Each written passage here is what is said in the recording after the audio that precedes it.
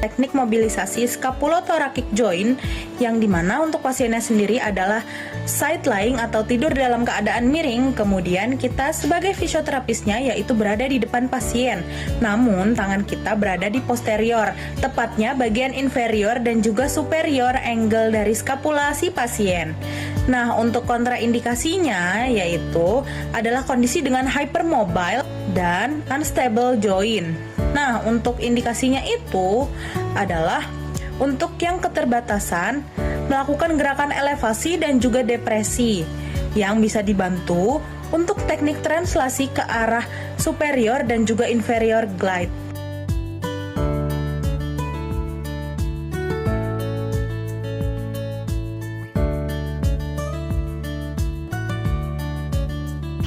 Untuk indikasi dan kontraindikasi pada scapulothoracic medial dan lateral glide, untuk indikasinya itu ketika pasien mengalami keterbatasan pada protraksi dan retraksi scapula. Lalu untuk kontraindikasinya ketika pasien mengalami kondisi hypermobile atau unstable joint.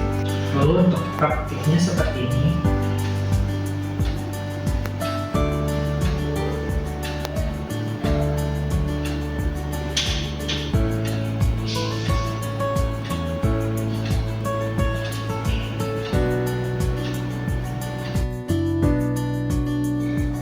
Pada scapulothoracic joint memiliki indikasi keterbatasan pada elevasi dan depresi scapula. Sementara itu untuk kontraindikasi scapulothoracic joint itu ada kondisi hypermobile atau unstable joint.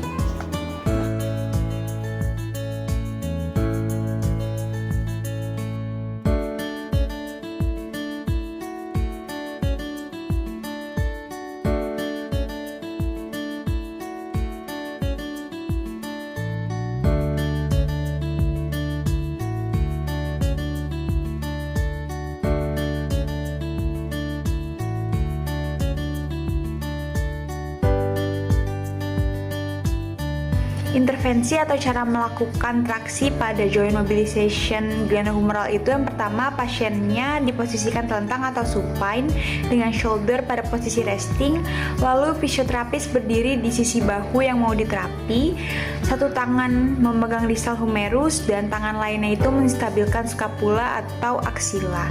Lalu lakukan tarikan humerus menjauhi kavitas glenoid ke arah lateral sedikit ventrokranial secara perlahan dan terkontrol sesuai toleransi pasien. Untuk indikasinya itu keterbatasan gerak sendi bahu, kekakuan glenohumeral, dan juga nyeri akibat kompresi sendi. Sedangkan kontraindikasinya itu hipermobilitas atau instabilitas shoulder, dislokasi atau fraktur, dan juga inflamasi akut dan nyeri berat.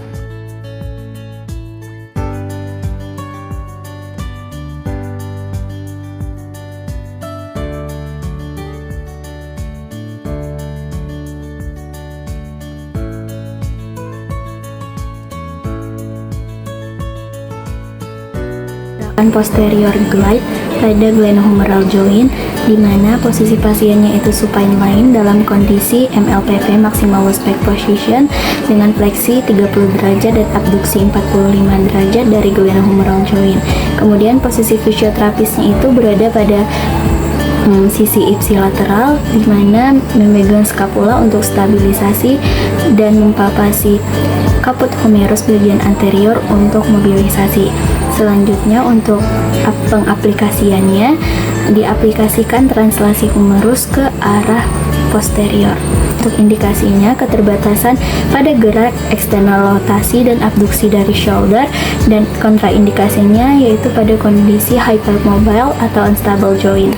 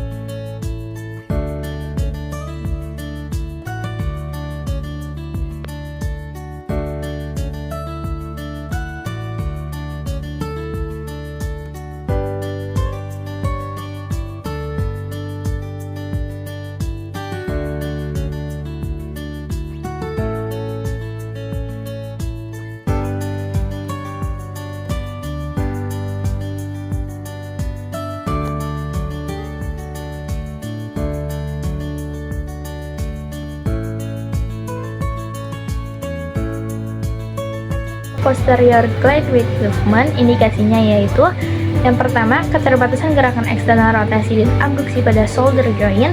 Yang kedua, nyeri bahu akibat impingement anterior. Yang ketiga, keterbatasan mobilitas kapsular pattern glenohumeral. Yang keempat, restriksi kapsul posterior yang menyebabkan pola gerak abnormal. Yang kelima, penurunan kualitas gerak humeral sheath pada fase elevasi lengan. Berikutnya yaitu kontraindikasinya. Yang pertama, kondisi hipermobil atau unstable joint. Yang kedua, fraktur pada area humerus atau skapula yang belum sembuh. Yang ketiga, inflamasi akut berat pada sendi glenohumeral. Yang keempat, struktur rotator cuff akut yang belum distabilkan. Yang kelima, infeksi aktif pada area bahu. Glenohumeral joint ini ada indikasi dan kontraindikasinya. Khususnya untuk traction with movement, itu untuk indikasinya adalah keterbatasan pada semua gerakan shoulder joint. Dan untuk kontraindikasinya adalah ketika terjadi namanya hypermobile atau unstable joint.